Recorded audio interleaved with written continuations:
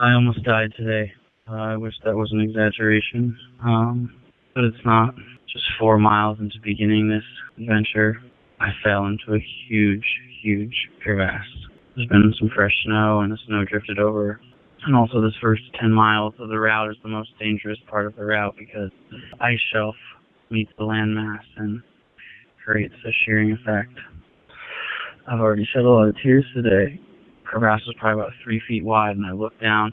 I smashed my body to wedge myself into the crevasse to stop myself, which definitely saved my life. And I looked down, and I was dangling over an endless abyss. My best guess is 300, 400 feet. I mean, it just went on forever. One of my legs was still kind of over my head, kind of all tangled from my skis. And I was trying to kick my ski in to try to get some purchase, but I was just slipping around. I could feel myself slipping deeper into the crevasse. So I started yelling, "Colin, you might die, you might die, you might die. Get, focus, focus, focus. Colin, stop, stop, stop. Breathe, breathe, breathe, breathe." I tried to calm myself down for a second to try to think my way through my options. As I felt myself slipping deeper, unclipped my ski binding. I just watched it fall, like completely disappear. It just fell. It felt like it fell forever. Just everything flashed before my eyes when I was in that crevasse. I could see banks. Growing up without a father, I just saw all the people that I love. It was so fucking scary. The adrenaline surged through me, and then I finally reached my fingertips on the edge of the crevasse and tried to pull myself up, but I could feel my arms sort of giving out. I just yelled, "Colin, you need this, you need this," and I just surged of adrenaline. But then I pulled myself out. I just lay there on the ice all alone.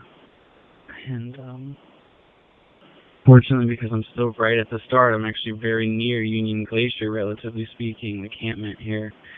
And somehow I'm not hurt at all. I have like tiny little scrape on my bridge of my nose, a little bit of a bruise on my knee, but like nothing. Like I'm 100% fine. And so since I wasn't in a direct sort of medical crisis, and the weather happened to be really, really nice, the sun was out, I just put up my tents out there, and they said they could send out a skidoo with a couple of guys from the Travel Safety Logistics. Phil and Josh from ALE's Travel Safety show up, and I know these guys. They're awesome guys, super, super skilled, talented guys. And they showed up with ropes, and you know all the rescue gear. He roped me up to help me get out of this crevasse area, because without skis, like walking around it was just super dangerous. I wasn't expecting this, but since the weather was so good and everything was relatively stable, Phil decided he was up for rappelling down into the crevasse to see if he could see anything all the way down there. And so Josh and him rigged up a really strong anchor, and Phil rappelled all the way deep into the crevasse, like, I don't know, 75, 100 feet, something like that. And to complete another surprise, after about 20, 30 minutes, he climbed out the rope, out of the crevasse, and what's he holding? My ski and my pole.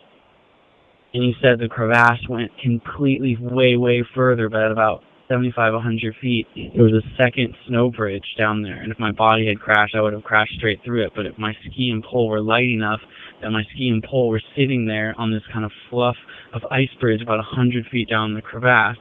And so he pops up out of the crevasse, and he has my ski and my pole. Like, it was the last thing in the world that I was expecting. And so, where am I now? Emotionally as well as physically. Instead of getting immediately evacuated back to Union Glacier, since I'm 100% physically fine, I decided to go back to the start point. I was only 4 miles into the journey as it was, and I hadn't really eaten any of my food or any of that. And so right now I'm sitting in my tent back at the start point, gathering my thoughts.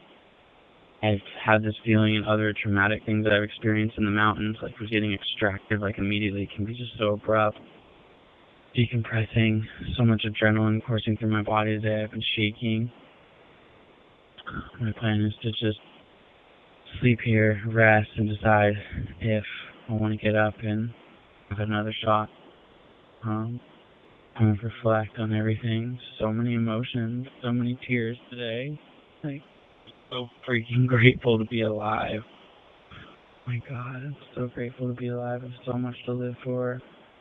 I'm so grateful that my instincts kicked in and I was able to climb out of the crevasse, but it's like burned in my memory, just looking down, seeing myself dangling over 300-foot abyss, trying to calm my mind, count my blessings, sending my love out to all of you, all the people in my life. I'm so grateful. I love you.